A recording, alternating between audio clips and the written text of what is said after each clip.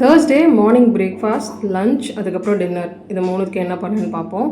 So நான் first morning எழுந்தோடனே Thursday கொஞ்சம் பருப்பு, பூண்டு, அதுக்கப்புறம் அதோட கொஞ்சம் தக்காளி வேக போட்டுருங்க. ஸோ அதுதான் சாம்பாருக்கு ஃபஸ்ட்டு காலையில் எழுந்து பண்ணது. அதுக்கப்புறம் ஒரு பேனில் கடுகு எண்ணெய் ஊற்றிட்டு கடுகு, சீரகம், உளுத்தம் பருப்பு, வெந்தயம் சேர்த்துட்டு கருவேப்பிலை, நிறைய சாம்பார் வெங்காயம் போட்டுட்டு நல்லா வதக்கணும். வதக்கினதுக்கப்புறம் தான் காய்கறி சேர்க்கணும். ஸோ நான் பொரியலுக்கு வந்து அவரைக்காய் தான் பண்ணலான்னு இருந்தேன். அவரைக்காய் வந்து நான் ஏற்கனவே வந்து டியூஸ்டே அன்றைக்கே பண்ணிட்டேன். மிச்சம் இருந்தால் அவரைக்காய் இது. ஸோ இதுவே நிறையா இருந்துச்சு. இதோட நான் வேறு எந்த பொரியலும் பண்ணல.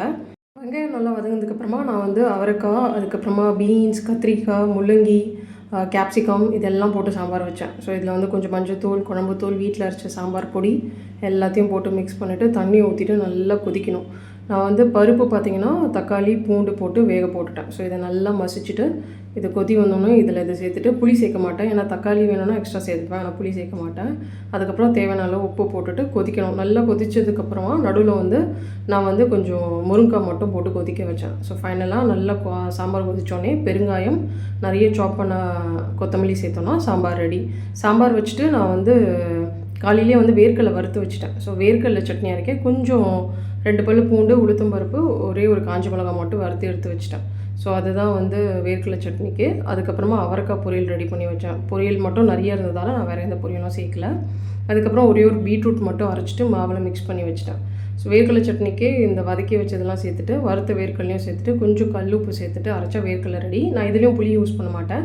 காஞ்ச மிளகாவும் கம்மியாக தான் யூஸ் பண்ணுவேன்.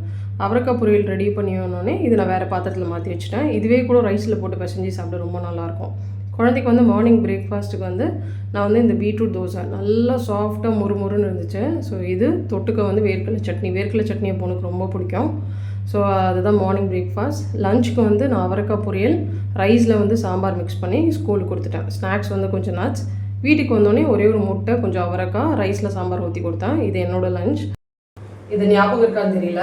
இது வந்து நான் வந்து லாஸ்ட் வீக் வந்து ராகி லட்டு பண்ணும்போது இது கொஞ்சம் எடுத்து இந்த மாதிரி இந்த கவரில் wrap பண்ணி வச்சேன். இதில் வந்து பிஸ்கெட் ட்ரை பண்ணி பார்க்கலாம் எப்படி இருக்குன்ட்டு. ஸோ அதுதான் இப்போ பண்ண போகிறேன். இன்றைக்கி நைட் டின்னர் பார்த்தீங்கன்னா சாம்பார் இருக்குது. நான் காலையிலேயே நிறைய சாம்பார் வச்சுட்டேன். ஸோ சாம்பார், அதுக்கப்புறமா தோசை மாவு இருக்குது. தோசை சாம்பார் தான். ஸோ இப்போ வந்து இதை கட் பண்ணி பிஸ்கெட் எப்படி வருதுன்னு பார்க்கலாம்.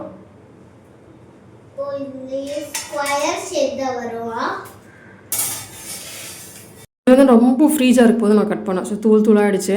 எனக்கு வந்து இது எப்படி வருதுன்னு ட்ரை பண்ணோம். ஸோ நான் வந்து நல்லா முடிஞ்ச அளவுக்கு கட் பண்ணி பேக் பண்ணிட்டேன். ஸோ இது வந்து நான் ரெசிபி நல்லா வந்துச்சுன்னா ஷேர் பண்ணுறேன். நல்லா தான் வந்துச்சு, கண்டிப்பாக நான் ஷேர் பண்ணுறேன்.